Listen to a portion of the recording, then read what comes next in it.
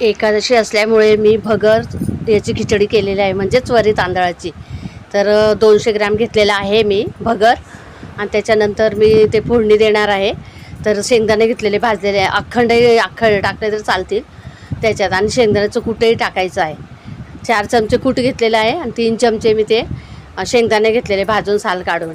आणि आता आपला टोप तापलेला आहे, तापू द्यायचं. जड तळ्याचंच भांडं घ्यायचं, नाही तर खिचडी लागू शकते. आता तेल तापलं, कढीपत्ता टाकला, त्याच्यानंतर जिरं टाकलं. जिरं कोणाला खायचं असेल त्यांनीच वापरा, नाही तर स्किप केलं तरी चालेल. त्यानंतर मी मिरची घेतली. आता ही मी हिरवी मिरची घेतली.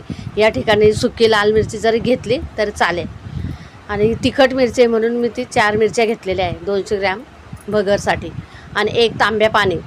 तर 1 तांब्या मला बरोबर लागलं का की कारण मी थोडी ती पातळ केलेली आहे. पातळ पण म्हणजे खूप पातळ नाही, पण असं खायला त्रास होणार नाही असे. आणि जर तुम्हाला कोरडी हवी असेल तर मग पाण्याचं प्रमाण कमी घ्यायचं. आता मी ग्लासने मोजलं, 2.5 ग्लास पाणी झालेलं आहे. त्याऐवजी मग तुम्ही थोडी कोरडी पाहिजे असेल तर 2च ग्लास टाका. 200 ग्रॅम वरी तांदळासाठी 1 तांब्या पाणी अगदी बरोबर झालेलं आहे बघा. आता ते झाकण लावून ठेवा. आपण ही वरी तांदूळ धुवूपर्यंत तिकडे पाणी उकळेल. उकळल्यानंतर मीठ पण टाकून ठेवायचं चवीनुसार. त्यानंतर मग आपले धुवून झाल्यावर 3 पाण्याने मी धुतलेली आहे.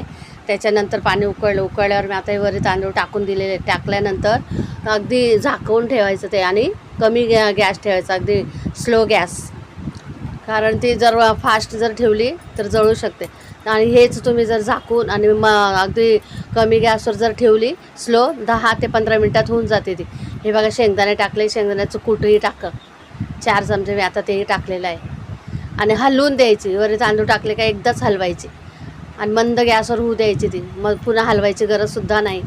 पण पातळ जर भांडं असेल तर लागू शकते, यासाठी जरा लक्ष द्यायचं. आणि मग अधूनमधून हलक्या हाताने हलवायची वरी तांदळाची खिचडी. आपण साबुदाण्याची खिचडी तर नेहमीच खातो, वडे नेहमीच खातो, पण आता ही पण खूप छान लागते. आणि ही कोणी दह्याबरोबर खातं.